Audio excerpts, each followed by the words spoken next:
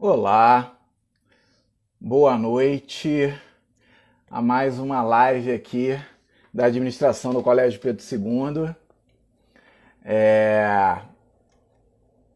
Esperando aí o pessoal começar a aparecer. A nossa querida convidada Renata Rage entrar na live. Olá, Fabi, tudo bem? Boa noite, fala César. Esperando só o pessoal começar a entrar aí e a nossa convidada também entrar para eu poder convidá-la para a nossa live. Hoje a gente tem uma convidada super, hiper especial. Enfim, todos os nossos convidados são muito especiais, né? Mas hoje é ainda mais especial, uma querida amiga, uma mentora, uma pessoa com uma visão de negócios absurdamente grande e ampla. Fala, Rafa, tranquilo? Fala, Igor, que bom te ver aqui, cara.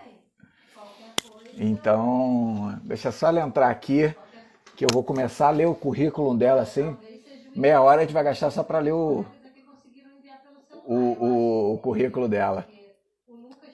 Brincando um pouquinho, mas ela realmente é uma pessoa muito com currículo, embora seja uma pessoa nova, né, uma pessoa com um currículo muito grande e uma pessoa com muito conteúdo para passar nesse mundo de startup, né? É um mundo onde a gente sabe que tem um grande volume de dinheiro para financiamento e a gente tem que entender um pouco mais esse mundo para a gente poder fazer parte, né? Para a gente não ficar distante. Já, Rafa, já está assim. Hoje a gente ainda está organizando algumas coisas, durante essa semana vai ser assim, né? Algumas organizações, mas a gente já está com todas as abas criadas e os cursos sendo colocados para vocês poderem recomeçar, né? A gente está com muita vontade de recomeçar, de estar com vocês. Deixa eu só chamá-la aqui no privado, gente.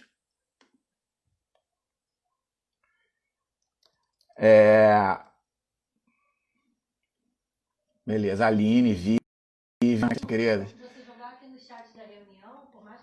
Então, gente, já estão criados, tá?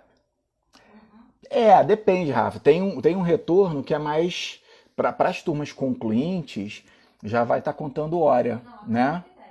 Ah, bom, desculpa, eu tô falando do Moodle lá do colégio, pô. Então você me perguntou, você tá com os. Ah, não, isso aí também é um plano que a gente tem, ô Rafa, mais pro ano que vem.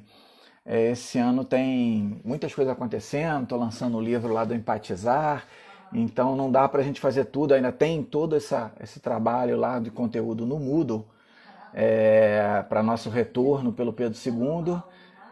Fala, Vivian. Então, enfim, né? Não cabe. Ô, Renatinha, Renata chegou. Deixa eu chamá-la aqui, Renata. Ah, já me chamou. Vamos lá. Minha querida amiga, já pensa. Tá um negócio terrível. Eu durmo pensando em mudo, acordo pensando em mudo. Oi! Olá! Como é que você tá, querida? Tudo bem? Foi muito aqui, né, na internet. Pronto. Eu já estava aqui começando as apresentações lentamente, né? Falando pro pessoal que se eu for ler todo o teu currículo, a gente vai metade da live de gastar nessa leitura. Olha só. Mas deixa eu fazer as apresentações formais, Renata. Aqui a gente tem feito já. Essa é a 23ª live que a gente faz aqui pela administração do Colégio Pedro II. Né? Logo que a gente começou com a pandemia, com o afastamento social, a gente iniciou esse movimento para a gente manter o contato com os alunos e, ao mesmo tempo, para a gente estar levando conteúdo de qualidade que muitas vezes eles não teriam acesso, né, dentro da sala de aula. Então começamos nós mesmos, os professores, e depois com convidados super especiais como você. Deixa eu falar um pouquinho da Renata aqui. Na verdade, eu conheci a Renata, não conheço há muito tempo não, tem um ano e pouquinho, né, que a gente começou aí nós apresentamos um projeto para o Startup Rio, E a Renata, como coordenadora de relações institucionais e eventos do Startup Rio, já estou lendo aqui, ela começou a estar mais presente nas nossas vidas, graças a Deus, e visitou aqui Petrópolis, foi muito bom. A gente não tem estado junto pelo afastamento social que se coloca, mas além de uma pessoa, de uma profissional que vocês vão ver extremamente competente, né? Mas mais do que isso, porque tem pessoas extremamente competentes, mas que falta de repente alguma coisa humana, né? E a Renata consegue ter esse equilíbrio, isso é muito difícil, né? Eu pessoalmente acho muito difícil esse equilíbrio entre ser uma pessoa boa, né? De coração bom, e ao mesmo tempo uma pessoa assertiva naquilo que precisa ser dentro do trabalho, né? Esse equilíbrio eu acho um equilíbrio muito difícil, e a Renata consegue ter isso com muita tranquilidade. Eu acho que tem dom, né? Dom natural. Mas vamos lá. Ela formada em turismo, no Brasil e na Espanha. Foi gerente de marketing da empresa de tecnologia, líder no mercado de turismo corporativo e do governo do Rio, pré-Copa do Mundo e Olimpíadas. Consultora de negócios, eleita, essa eu não sabia, fiquei sabendo com a descrição, eleita para o seleto grupo das 40, abaixo dos 40 anos do consulado americano. Olha só, isso é chiquérrimo, Renato, isso eu não sabia. Membro da Comissão de Pequenas e Médias e Microempresas da OAB Rio de Janeiro, especialização em empreendedorismo, do programa Pratiquemos, lá da União Europeia, pós-graduação em Finanças e Controladoria, coordenadora de Relações Institucionais e Eventos do programa Startup Rio, um dos 10 melhores do Brasil, e já deu aula e palestras para instituições UFRJ, UF, UERJ, Estácio, ESPM, e agora vai colocar ali Colégio Pedro II, melhor colégio público do Rio de Janeiro. Renata, eu queria que você falasse um pouco, para a gente começar o nosso papo, fala um pouco da sua história. Eu queria ouvir um pouquinho, quer dizer, o que te trouxe para esse mundo das startups? Como é que foi esse caminho? Primeiro, boa noite. Agradecer muito o seu convite, a sua gentileza em forma de pessoa. É realmente uma alegria muito grande ter o contato com você. Eu só posso te agradecer essa introdução para lá de generosa, querida. Muito obrigada por ter esse espaço e dialogar, né, essa noite aí, a gente poder falar um pouquinho da minha história. E o cenário de startups, oportunidades, eu espero, desejo profundamente que esse nosso bate-papo acrescente, a partir desse diálogo, possa criar novas pontes, né? Que uma das coisas que me trouxe a esse mundo foi a paixão por entregar bem feito, conhecer pessoas, colaborar com o ecossistema e, obviamente, também aceitar um convite que eu recebi para entregar para o ecossistema do Rio de Janeiro, somado ao fato de eu estar no momento da minha vida e desejar empreender. Então, eu falei, bom, um passo interessante para isso acontecer é observar, né, como é que funciona um programa. O público é algo muito especial, porque você serve a sociedade e, ao mesmo tempo, uma visão muito ampla e macro do que acontece no mercado, né? Porque privado existem muitos, mas público existe apenas um, que é o Estado.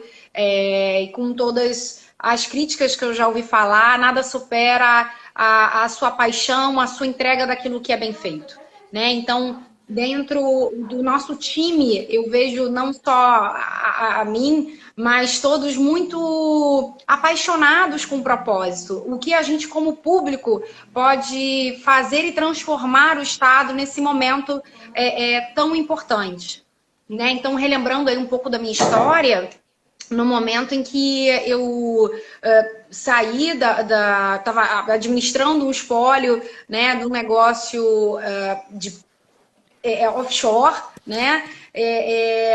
Eu mantive contato, e eu aconselho aí o pessoal, quem quiser, acho que é uma coisa para a vida, né? Porque a gente está nos lugares, a gente nunca é nada, né? Essa coisa eleita aí, você achou muito chique esse fore under fore do consulado americano, é realmente muito bacana, todo reconhecimento, todo parabéns é muito bem-vindo, com certeza. Mas é uma certeza que eu colhi na minha vida das poucas, que um dia eu morrerei, que eu desejo que a minha existência influencie positivamente a vida de alguém, e de muitos alguém, se assim eu puder, e que a gente está nos lugares, né? A gente está aqui de passagem. Né? E nesse sentimento, eu gosto de me conectar com pessoas que façam sentido, manter relações com pessoas que eu acredito no trabalho, ou que achei bacana em algum momento, e faço uso das mídias sociais. E foi assim que eu mantive contato com o Paulo Espanha, atual coordenador do programa Startup Rio, e me chamou para esse desafio. Né? Então, e fiquei muito feliz, porque parece que eu vivi a minha vida inteira para viver o que eu estou vivendo agora. Né? Todos os meus caminhos, começando pelo turismo, na área pública, privada, dos 2 negócios que eu iniciei, as 2 faculdades que, né, me dediquei a fazer e a segunda ainda fazendo, fazem muito sentido agora, né? Ter essa rede de relacionamentos que eu entrego para o Startup Rio, né, para cada um dos empreendedores, faz muito sentido. Então, tem essa...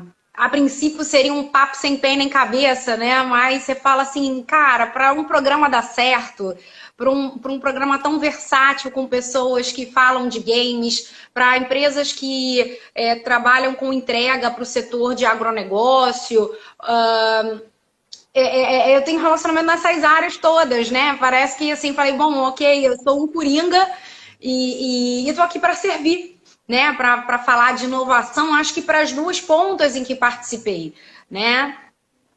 E você pode interagir comigo, por favor, Júlio, porque senão Não, eu vou tá, falando, não, tá. vou me empolgando. Não, fica tranquila. Eu até estava vendo o que você está falando, a questão dos relacionamentos, né? Você é uma pessoa de relacionamentos, né? E o que eu ia te perguntar é o seguinte: primeiro, até porque o nosso público nem sempre tem esse conhecimento até do que é startup, né? Eu queria que você tentasse de alguma forma explicar o que é startup e já aproveitar, já que você falou de relacionamento, qual a importância dos relacionamentos nesse mundo das startups? Júlio, eu acho que primeiro não só no mundo das startups, né? Ao tocar uma outra humana, que a gente seja simplesmente uma outra alma humana. Eu acho que relacionamentos servem para tudo na vida, né? A gente não é à toa que a gente tem um umbigo para nos lembrar que estamos aqui porque alguém permitiu, né? Esse relacionamento aí intrauterino já diz muita coisa. E a partir dos nossos relacionamentos familiares, fazem total sentido. E no mundo das startups, aí pegando o gancho, vou pegar a definição mais aceita, que é do Steve Blank, é um negócio que nasce como uma pequena empresa, né? Na verdade, uma organização temporária, que nasce com base tecnológica para ser replicável e escalável. Isso quer dizer que, de repente, 2 ou 3 pessoas se juntam para solucionar um problema num formato de garagem, como aconteceu, e aí a gente pode ver em tantos filmes de Hollywood, ou o Facebook, o Google, que hoje são empresas que mantêm a base de inovação, a base tecnológica, mas hoje são empresas. Mas elas nasceram como startups, né? Em garagens, num cenário de extrema incerteza, se de fato a solução que elas estavam propondo para aquele problema seria comprada pelo consumidor, se de fato seriam empresas milionárias, bilionárias, isso define o que é uma startup, né? Então, pegando o exemplo que eu citei aqui para vocês, 2 exemplos no mundo bem conhecidos, né, do que foram startups, e eu vou trazer agora para a realidade do Brasil. Vou citar, para vocês terem uma ideia hoje de números, eu adoro os números, né? Eu acho que são bem meus amigos, assim. A gente, pensando aí num cenário, segundo a Associação Brasileira de Startups, que eu recomendo para quem quiser saber um pouquinho mais do tema, um beijo, querido Roberto. Desculpa, tá, gente? Eu tô sem óculos, eu vi que tem muitas mensagens rolando aí, mas eu vi só o Roberto escrever uma síntese. Sintam-se todos muito beijados e é minha felicidade ter vocês aqui compartilhando o tempo, tá? Mas voltando à nossa temática no Brasil, eu recomendo quem quiser saber mais, né, esses alunos que estão começando aí a jornada, que entrem no site da Associação Brasileira de Startups, né? Segundo o dado, até dezembro do ano passado, você tinha no Brasil algo em torno de 12 mil startups em 500 cidades do Brasil. Né? Dessas 12 mil, a gente tem apenas 10 startups consideradas unicórnios, que é essas que eu vou contar para vocês quais são. Tá? Vou citar 3 aqui rapidinho, que é a Nubank, que é uma fintech, muita gente tem cartão de crédito aí Nubank, né? A gente tem a Gympass, que é uma startup como a Nubank e a 99, que tiveram aporte da Softex, e a partir disso se tornaram um unicórnio, né? Ou seja, um valor de mercado de $1 bilhão.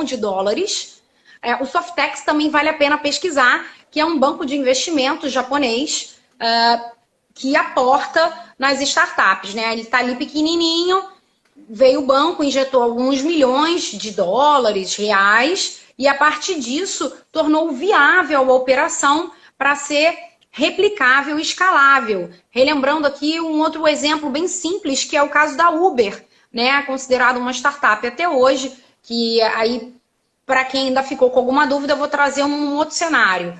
Né? A diferença de uma pequena empresa para uma startup, a gente pode dar um exemplo assim, uma pequena empresa, um restaurante. Vamos lá, o restaurante atende 400 pessoas por mês, por dia. Vamos botar por dia, vai, que... Né? Bota 1.200, alta 12 mil rotatividade. por mês. Uma alta rotatividade. Aí eu tenho um restaurante que atende 400 pessoas por dia, beleza. E eu tenho o Spotify, né? Tão presente em muitas vidas. Né? O Spotify, o custo dele hoje é atender 10 mil clientes e o custo dele atender 100 mil clientes não muda muito, porque ele é replicável e escalável. Isso quer dizer que o Spotify, tanto quanto o Uber, eles usam a mesma tecnologia para oferecer a solução do Uber de deslocamento, do Spotify da gente ouvir músicas, né, ou podcasts, e não muda muito, né, seja ele operando no Brasil, nos Estados Unidos, em algum país da União Europeia. Né? Então, essa aí é a diferença. Agora, por exemplo, voltando lá aquele restaurante pequena empresa. Se o restaurante do Zé, vamos botar o restaurante do Zé. O restaurante do Zé que está bombando, está atendendo 12 mil pessoas por mês. Se o restaurante do Zé quiser abrir uma filial em São Paulo, se o restaurante do Zé quiser abrir uma filial em Roma, o custo dele vai ser altíssimo, né? Porque o restaurante do Zé vai ter que se preocupar com o fornecedor, o restaurante do Zé vai ter que ajustar o idioma para o cliente, ele não tem aquela fórmula mágica, que no caso do Uber, por exemplo, é ajustar fornecedor, né? O motorista, ele só faz o catálogo ali dos motoristas, bota o GPS. Pô, o restaurante do Zé, cara, vai ter uma trabalheira de ajustar os ingredientes daquele lugar, né? Porque até a Coca-Cola, por exemplo, a água da Coca-Cola altera a fórmula da Coca-Cola e assim vai alterar a receita do Zé, né? Porque cada água num país, cada água numa localidade, se o Zé quiser manter o que ele oferece para os seus clientes, não vai ser possível. Diferente aí do que a gente está falando do Uber e do Spotify, porque o Uber só muda de carro, mas a solução dele, o core business dele, continua sendo deslocar, né, ajudar as pessoas a se locomoverem. Né? Então o que você está me falando, Renata, primeiro, quer dizer, quando você pensa em startup, normalmente você vai estar associado à tecnologia, né? Porque essa capacidade de reproduzir uma solução, ou ajustar uma solução para uma grande quantidade de pessoas, normalmente está associada hoje à tecnologia. Isso é uma pergunta. E outra, que o Rafa comentou aqui, perguntou a diferença para tradicional são as pessoas, a maneira de tratar as pessoas. Eu até diria que não, pelo que você está falando, mas existe uma valorização das pessoas, porque talvez o intelecto nessas empresas seja mais importante que na tradicional, é por aí? Então, eu queria entender do Rafa se ele estava se referindo às pessoas que compõem o time das startups ou o relacionamento desse negócio com o mercado. Porque eu vou dar aqui um outro exemplo, inclusive, né? Falando de animais, a gente falou aqui agora do unicórnio, né? Que é um animal imaginário. Aliás, empresas de $1 bilhão é um conceito aí que surgiu em 2013 num portal Entrepreneur bem conhecido, no conceito de falar o seguinte: cara, é tão difícil valer $1 bilhão que é tipo encontrar um unicórnio, né? E aí vem essa figura imaginária que voltou a brilhar nos carnavais há alguns anos, que você é tão especial que você é um unicórnio. Né? Então, a gente fazendo essa brincadeira de animais, foi criado ano passado um conceito de camelo. Né? É um camelo que é um animal real, é um animal que sobrevive a condições adversas e pensa na sustentabilidade. Né? Diferente, muitas vezes, desse unicórnio, porque você tem o unicórnio, ele quer crescer a qualquer custo, é um crescimento muitas vezes agressivo, né? A gente tem algo em torno de, se não me engano, 300 unicórnios no mundo, e eu fico muito triste no Brasil, com 47% de território da América Latina, né? Com tantos milhões de brasileiros, a gente tem problemas continentais, né, que é o que uma startup se propõe a solucionar. A startup, ela escala e ela replica, porque o problema dela não é, de repente, o restaurante do Zé que vai entregar um produto, né, handmade, uma experiência única, né, feito ali, que só vai encontrar no restaurante do Zé. Uma startup, ela encontra um problema grande, né, que atinge muitas pessoas, e aí, por isso, ela se torna replicável e escalável. Então, voltando naquele conceito, a gente hoje tem algumas pessoas partindo para algumas... questionando esse crescimento a qualquer custo, como é o caso de muitas críticas, por exemplo, que o próprio iFood, uma outra startup, né, é muito questionada sobre o uso da mão de obra dos entregadores. Nesse momento da pandemia, eles foram muito questionados pela qualidade, né, do atendimento, da preocupação com o social. E aí, a gente quer crescer, quer replicar, quer escalar, mas são startups que elas não estão com tanta pressa assim de valer $1 bilhão.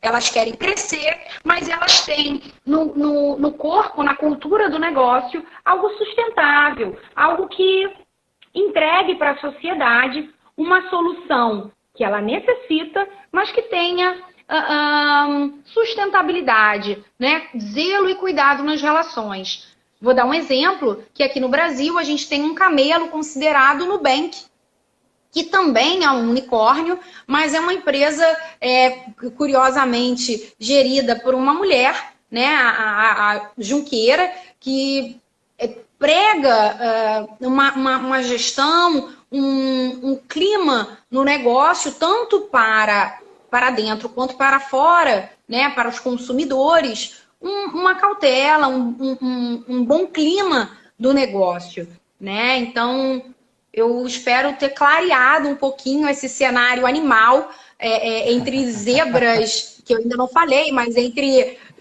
camelos, unicórnios e definição de startup, né? Porque está muito na moda ter uma startup, você ser CEO, CFO. O Brasil é muito vaidoso, né, Júlio?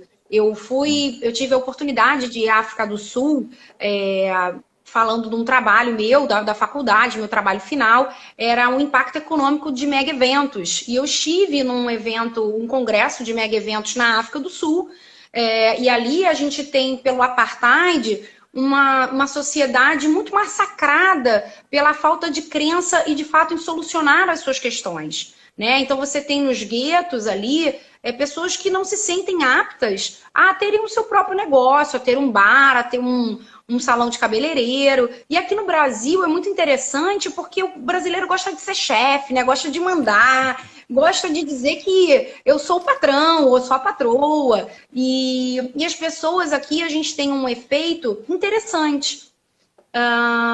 Que as pessoas pensam que empreender é simples. Né? As pessoas demonizam o dono do negócio e esquecem o quanto é o risco tributário, fazer uma gestão de time, né?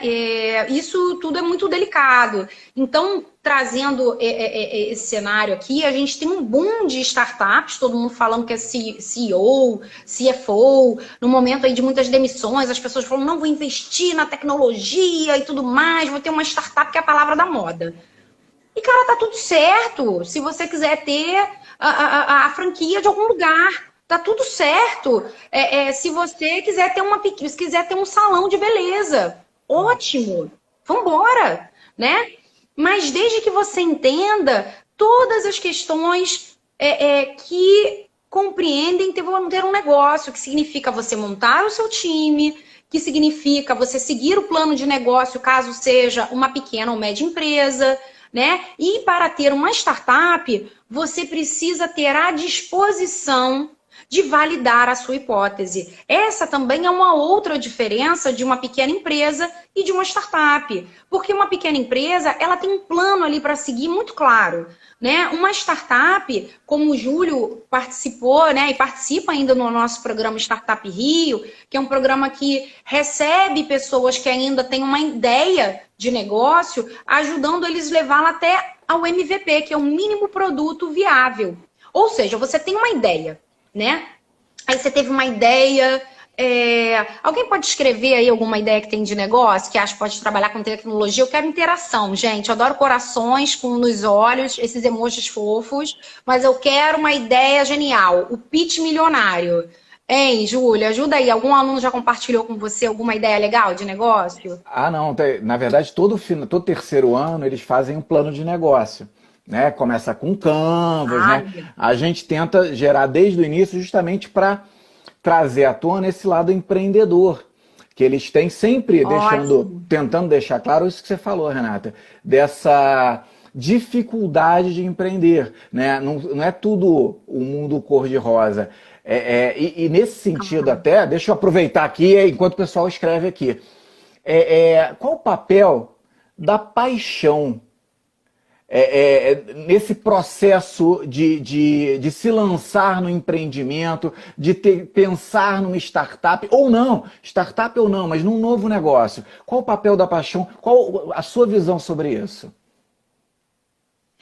A minha paixão, a minha visão sobre paixão, né? Acho que falando aí um pouquinho de Ikigai, que é um outro livro que eu recomendo o pessoal dar uma lida, né? Conhecer essa metodologia. Aí, mais uma vez, eu sou obrigada a falar de Japão. Segunda-feira, primeiro falei de Softex. Mas eu admiro o Japão, gente.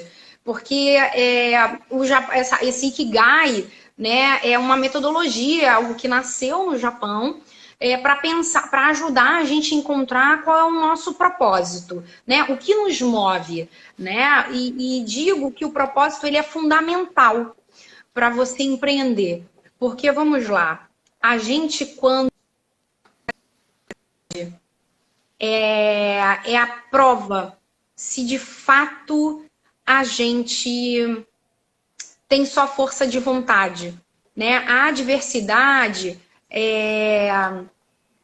ela traz para nós o desafio se de fato é aquilo que a gente quer, né? A paixão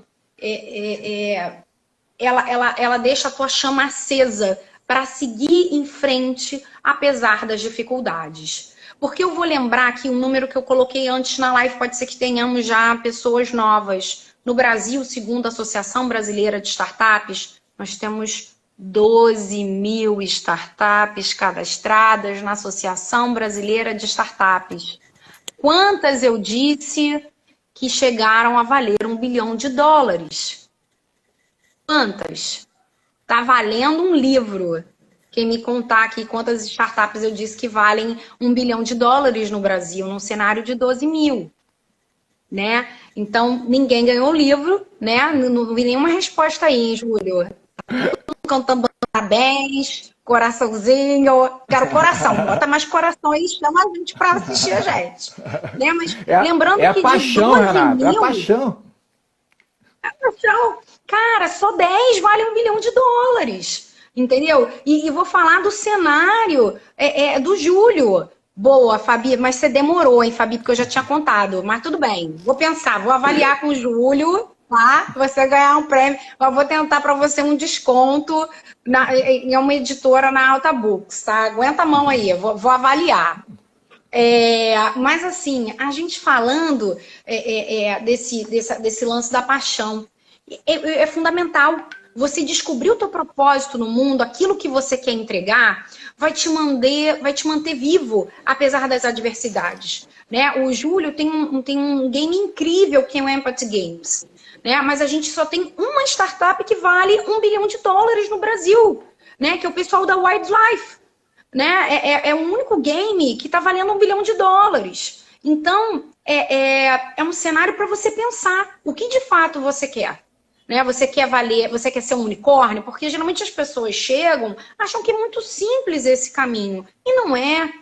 Né? O sucesso, como para tudo na vida, ele demanda muito esforço. E eu gosto muito de trabalhar no esporte, porque ela deixa bem claro que uma Olimpíada, um cara para ganhar a Olimpíada, é como você ganhar esse US$1 bilhão aí. Né? Primeiro, para você conseguir um índice olímpico. Né? Aquela medalha significa muito comprometimento, muita paixão pelo que se faz. O atleta sente muita dor, como um empreendedor. Né? O empreendedor, ele abre mão de muitas coisas na vida e é importante, a gente cuida lá no Startup Rio da pessoa, né? E por isso um dos prêmios, por exemplo, que a gente deu no Demo Day, além de produtos e serviços, foi um passeio num veleiro para ver o pôr do sol.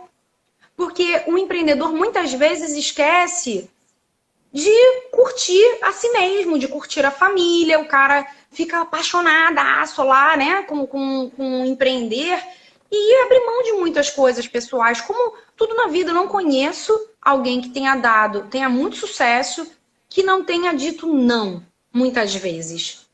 Pela sedução de estar com os amigos, por estar em eventos familiares. Voltando ao Demo Day, e convido quem estiver aqui, entra lá no YouTube, olha a nossa entrevista com a Luísa Helena Trajano, que por acaso foi eleita a mulher mais rica do Brasil. Eu vou trazer a fala dela, né? Porque fala assim, a Renata que tá dizendo, não, gente, tô só replicando o que eu ouvi diretamente de Luísa Helena Trajano, né? Você tem que saber aquilo que você vai abrir mão. Você quer ser isso? Entenda o que você vai abrir mão na sua vida. E isso abrir mão significa que você vai estar com uma paixão que vai te preencher tão profundamente que você vai abrir mão. Né? Então, então a importância da paixão, Júlio, ela é fundamental. E eu conecto a tua frase e a tua pergunta, acho que foi a tua primeira pergunta, a importância das relações. Né? As relações, elas são fundamentais. Para o pessoal, você ali no meio da maratona, não conheço maratonista que termina 42 quilômetros que não tenha recebido um gole d'água. Que aquele vambora, vai lá que está terminando, não ajudou ele a terminar a corrida. Né? Porque faz parte dessa tua jornada você entender quem você trouxe para o teu caminho. A jornada ela é solitária, o maratonista está sozinho ali.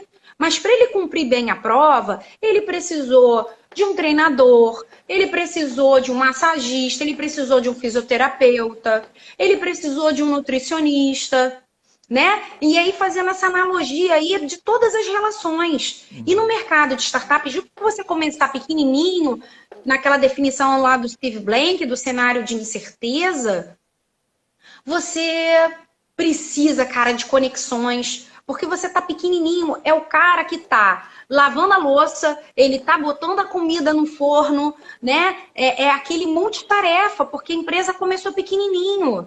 Hoje é fácil falar, pô, do Bill Gates, bilionário, mas o Bill Gates, cara, começou miúdo. Bill Gates fazia tudo. A Apple, os fundadores também fizeram tudo. A Google também. Né? Esses caras começaram pequenos. Então, depois de muita batalha, depois de muita noite em claro, eles conseguiram, a partir dos seus relacionamentos, a partir de pessoas que facilitaram a sua maratona, a contratarem e a somarem um time de sucesso. E aí eu falo do relacionamento dentro do negócio, Júlio, porque muitos, inclusive, morrem pela falta de venda. Você tem mentes incríveis batalhando para entregar, né, a solução para essa dor, mas muitas vezes falta numa startup a pessoa que venda, a pessoa que comunique que essa solução existe. E acabam que muitos negócios morrem na praia por isso. Então, você saber montar um time de pessoas complementares, né, de um bom relacionamento, vai facilitar e trazer sucesso para o seu negócio, né? Porque na vaidade, nos egos que todos nós temos, é importante perceber, gente, ninguém, por mais maravilhoso que seja, é 100%, é a sua melhor versão em todas as áreas. O cara pode ser incrível, mas pode ter certeza que vai ter alguém melhor do que ele para fazer a entrega, ou da solução, ou o cara que vai codar, né, o cara que vai fazer lá a programação, ou é o cara que vai fazer o marketing do negócio, né? Cada um tem um perfil, e esses perfis complementares são fundamentais para o êxito, né? E a questão do relacionamento também, né? Na verdade, você está falando de primeiro, relacionamentos, pessoas ao seu redor, né, mesmo na vida pessoal, que te apoiem, inclusive na vida pessoal, porque é muito difícil você ter uma vida profissional saudável se a sua vida pessoal também não andar junto. E por outro lado, você está falando exatamente nos relacionamentos, porque uma equipe é um casamento, né? Um casamento entre várias pessoas. E como qualquer casamento... Tem distrações, hein? Como é que é? Sem distrações, hein? Porque no casamento, às vezes, a coisa dá ruim, mas dá um beijinho, dá uma distraída. Pois é, exatamente. Quer dizer, falta, inclusive, essas coisas que levam um casamento nos momentos difíceis. Ali não, tem que existir uma cola entre as pessoas, né, um objetivo comum, uma visão, né, compartilhada, que mantenham essas pessoas, porque certamente, como em qualquer casamento, como em qualquer relacionamento, né, vão ter momentos em que a coisa vai pegar, né, as brigas vão surgir, enfim, coisas naturais. E aí você precisa ter pessoas que compartilhem com você, te apoiem, cuidem, né? Eu sempre uso muito, você sabe disso, o verbo cuidar, né? Eu acho que o cuidado está na essência do ser humano, o cuidar e o ser cuidado, né? A gente não é ninguém sem cuidar e sem ser cuidado por alguém. Esse equilíbrio é que nos traz essa paz de espírito. Diz uma coisa, Renata. Primeiro tiveram várias ideias aí surgindo.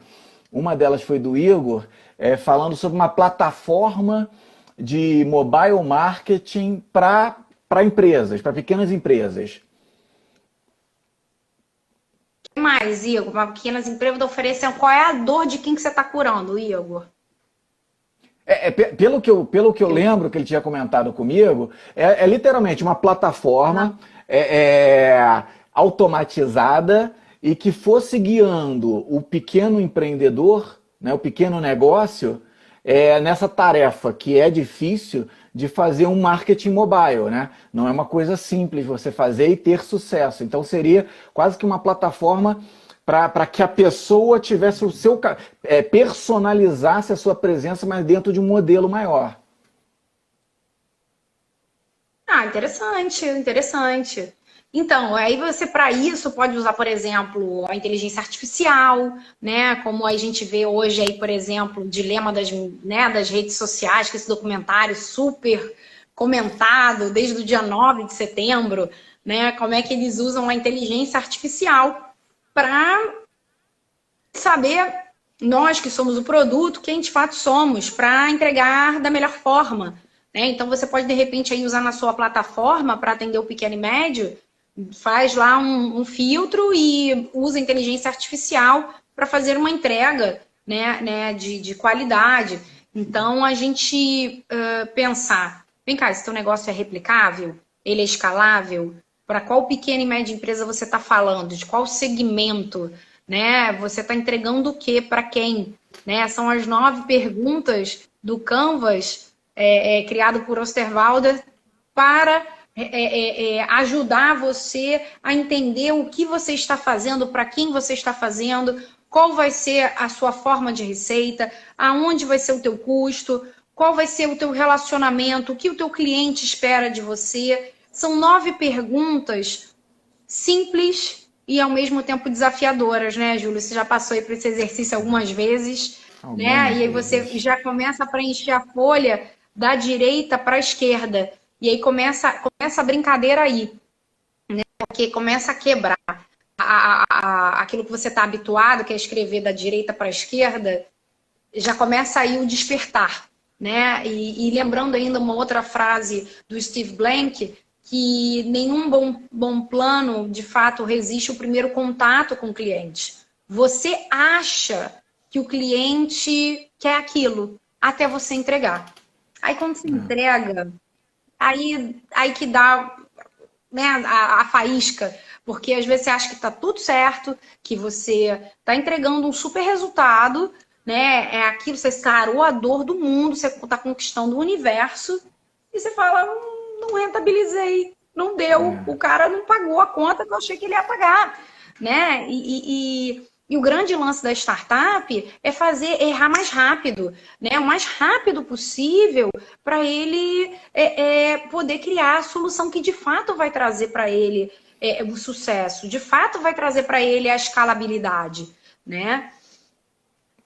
É interessante você tocou nessa questão aí de rentabilizar, né? Porque, por exemplo, eu tenho aqui, eu já estou com outro plano, né, Renata? Quer dizer, continuo lá, firme e forte, aliás, agora com muito mais clareza quanto ao modelo de negócio, né? Foi uma coisa que demorou um pouco, porque isso às vezes demora, principalmente para quem é fora do métier, como nós, a gente entende de empatia, não entende de game, né? Mas agora eu tô com uma outra ideia, eu também não tenho a menor ideia como vou rentabilizar. É uma ideia, eu acho maravilhosa, socialmente incrível, mas rentabilizar não tenho a menor ideia. Mas enfim, não tenho. É uma ideia que eu gostei muito, surgiu vendo um vídeo, assistindo um vídeo. Inclusive esse documentário aí da bolha, né, das bolhas, né, do social, dilema social, né, é uma proposta para tentar quebrar um pouco exatamente dessa empatia estereotipada que a gente tem a partir dessa formação de bolhas na internet. Mas enfim, esse é outro papo nosso. Uma pessoa, legal. Renata, gostei da ideia, acho que é legal, sabe? Quero me preparar para isso, porque também tem isso, né? As pessoas têm que se capacitar de alguma forma para entrar nesse mundo, para tentar um novo negócio, seja ele tradicional, seja ele uma startup, né, esse mundo digital. Que tipo de preparo, né, de competências você enxerga que são fundamentais, ou são muito importantes de começarem a ser trabalhadas nesse processo aí para o lançamento de um negócio? Desculpa, falhou um pouco. O que para o negócio? Que tipos de competências, né, de preparo uma pessoa deve fazer, deve trabalhar para chegar nesse ponto de lançamento de um negócio, ou tradicional, ou uma startup? Legal. Bom, primeiro é encontrar o seu propósito, né? Acho que é encontrar o que te move, né? O primeiro passo, eu acho que é entender o seu porquê. Aliás, o Simon Sinek tem um livro muito legal, né? Descobrir o seu porquê, né? Qual é o seu porquê? Ele é fundamental, porque apesar de todo o sacrifício, primeira providência número 1 é entender o seguinte: qual é o teu propósito no mundo? O que você faria até de graça? né? Sem receber nenhum centavo, o que você faria e que te traria alegria, né? Então vamos pensar, o que o mundo precisa, né? O que você de fato sabe fazer bem, né? Pelo que seus amigos te reconhecem, aí vamos buscar os relacionamentos, né? Procura conversar pelo menos com 10 pessoas que te conheçam, que convivem com você. Procura entender, essas pessoas te procuram por quê? Pelo que você é reconhecido como uma pessoa, né? E aí você vai, para começar um negócio, eu acho o seguinte, você quer chegar longe, cara, tem que ir com alguém, né? Pensar pelo menos outras 2 pessoas que possam complementar a tua proposta, né? Eu, no momento aí da divulgação desse 5º edital do Startup Rio, eu tive a alegria de estar em alguns colégios, estar em algumas faculdades, e eu falei, gente, agora é o momento ideal, férias ainda, né? Em novembro, que o edital foi lançado em 28 de novembro do ano passado, período de férias, foi bem difícil pra gente, mas ao mesmo tempo eu falei, cara, encontrou aquele amigo que você não encontra há muito tempo nessas festas de final de ano? Conversa, cara, olha só, eu tô com uma ideia de fazer essa ideia que o Igor nos trouxe, né? Aí o Igor senta lá, fala assim, cara, quem poderia, de repente, trabalhar, se a minha empresa tem base tecnológica, é fundamental eu ter alguém no meu time que saiba disso, né? O Júlio passa por essa dor, né? Quem é no meu time que, de fato, vai ser o programador ou vai ter o discernimento e o programador contratado, de fato, vai demorar 3 horas ou vai demorar 3 dias, né? Se o teu core business tem a ver com tecnologia, você precisa ter no board do teu negócio pessoas que entendam disso, né? Pessoas que saibam qual é o melhor sistema a ser utilizado, qual é o melhor time para programar, né? Então, isso é um investimento. Então, dessa dica número 1, né? Primeiro, saiba quem você é, né? Qual é o teu propósito. Essa é a dica número 1. A dica número 2 é encontrar parceiros complementares a você, né? Desculpa, gente, é muito legal ouvir eco nos outros. Geralmente, até a gente tem como amigos pessoas que pensam como a gente.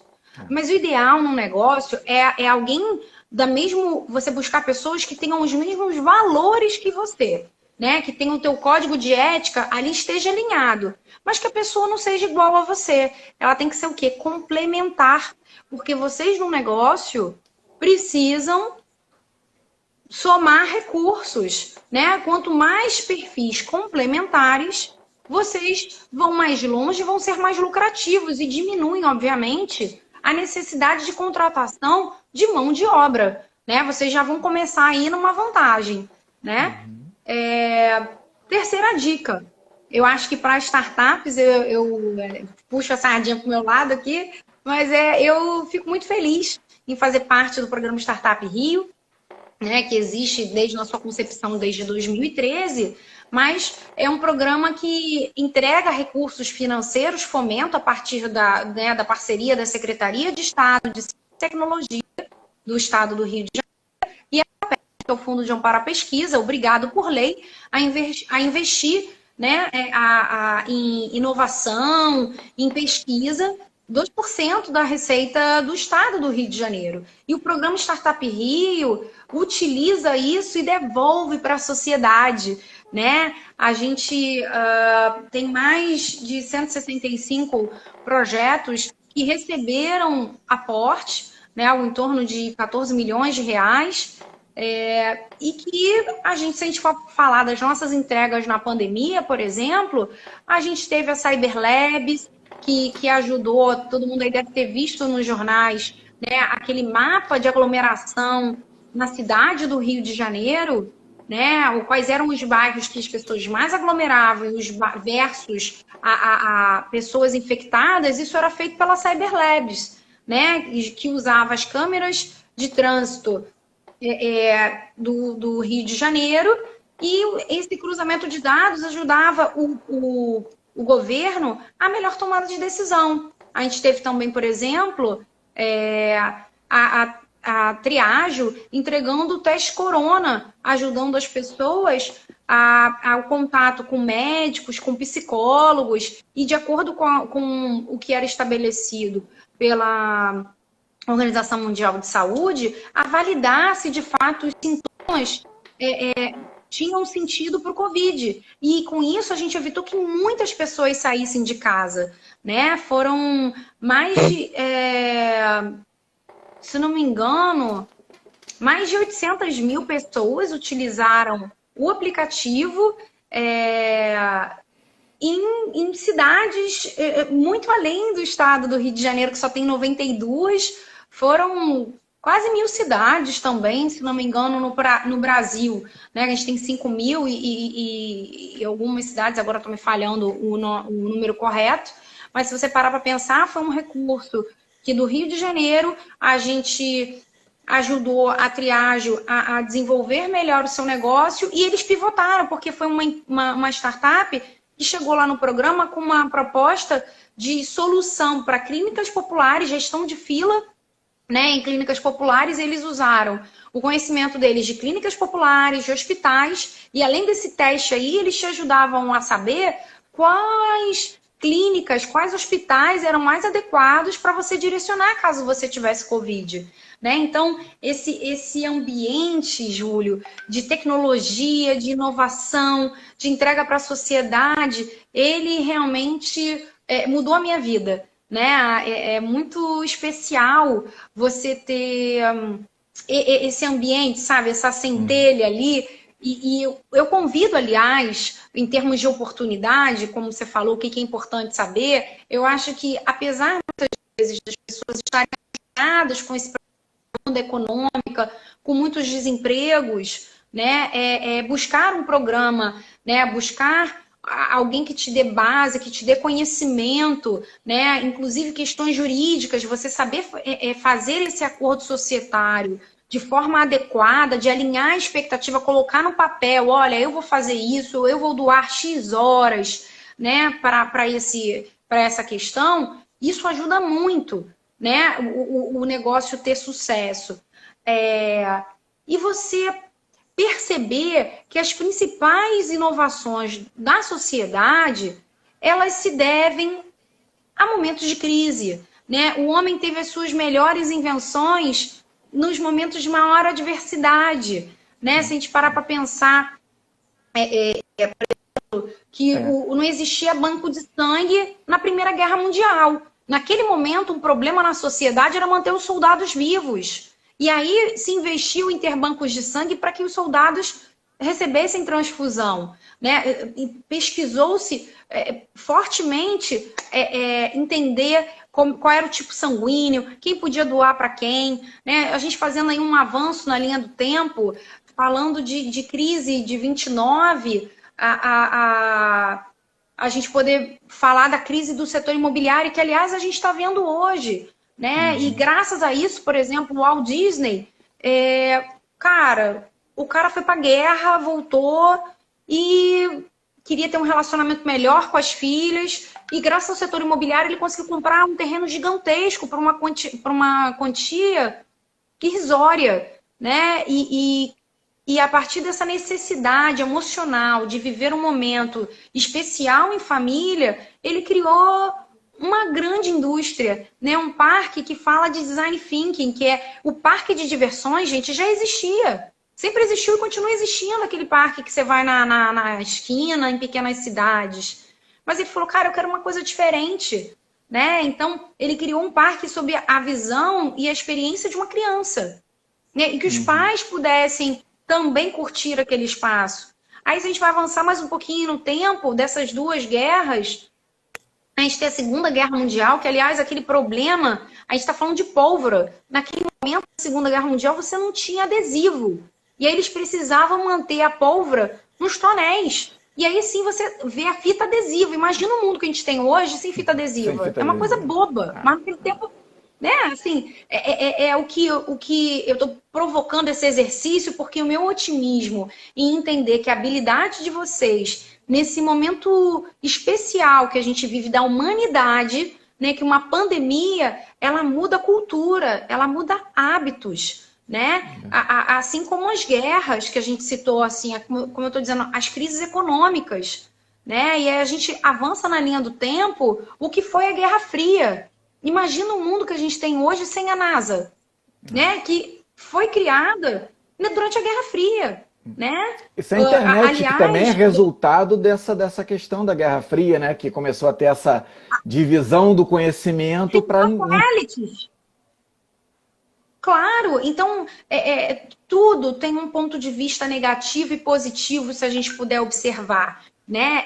A gente se distanciar dessa crise interna ou se distanciar da crise mais evidente e perceber a oportunidade que tem na dor, né? A dor é um lugar de crescimento, né? E aí eu avanço mais um pouquinho nessa linha do tempo, né? Aí a gente está falando, vamos pensar aqui em 2008, que todos nós aqui, vocês aqui estão presentes, provavelmente já estavam nascidos, né? Em 2008, a gente teve uma quebra de grandes empresas e uma resposta para isso, dessa crise internacional, foi o quê? O blockchain, né, que vem mudando as relações, a gente está falando de criptomoeda, né, foi uma resposta para a desfaçatez do sistema econômico, né, porque as relações, as trocas ali não eram embasadas, então isso é muito importante, né, Júlio, perceber esse momento da crise, existe oportunidade, né? A gente está falando de 2008 e agora, em 2020, o que você está olhando que o seu vizinho tem um problema? Qual é o problema da sua casa? Vocês sabiam que o Brasil foi o país que mais fez downloads de aplicativos de meditação no mundo? Né? Essa questão da empatia, né? Essa questão de empatia, essa questão de saber fazer a gestão da tua inteligência emocional. Nunca foi tão pensada, né? Nesse momento em que as máquinas substituem naturalmente o trabalho humano, assim como foi a fábrica de lâmpadas pelas fábricas de velas, e assim foi como a fábrica de carros substituindo os cavalos, a gente vive hoje a era da informação. Né? O que a gente faz com essa informação é muito poderoso. E ainda não criaram a máquina, né, um algoritmo que tome decisões melhores do que o ser humano. Né? Aliás, graças ao ser humano, a gente não teve a Terceira Guerra Mundial, quando o controlador de voos, usando o sistema que identificava mísseis indo em direção à Rússia. Mas, na verdade, não tratava de um ataque aéreo.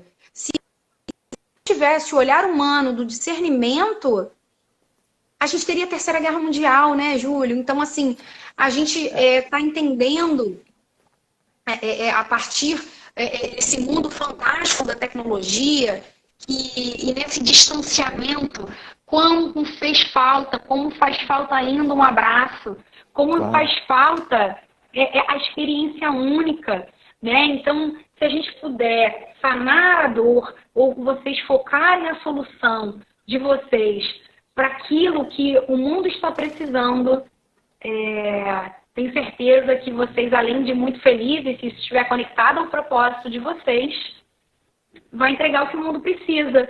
E a chance de vocês se tornarem milionários será bem grande, né? Porque você vai ter muitos consumidores ansiosos por isso, dispostos a pagar, né? Isso. Então, como consequência daquele trabalho significativo, né, Renata? Já estamos aqui a 1 minuto para o fim. Pois é, a coisa é muito rápida aqui. Mas agora muito eu acho que todo mundo entendeu, né, por que eu fiz tantos elogios a Renata, né? Não eram elogios, eram constatações. Né? Eu não sou uma pessoa, eu não tenho elogio fácil, não. É a realidade, né? A constatação de fato. Então, muitos e muitas mensagens aqui agradecendo, te elogiando, enfim, mais à frente, sem dúvida, aí a Renata, sendo possível para a Renata, a gente pensa em outra live juntos.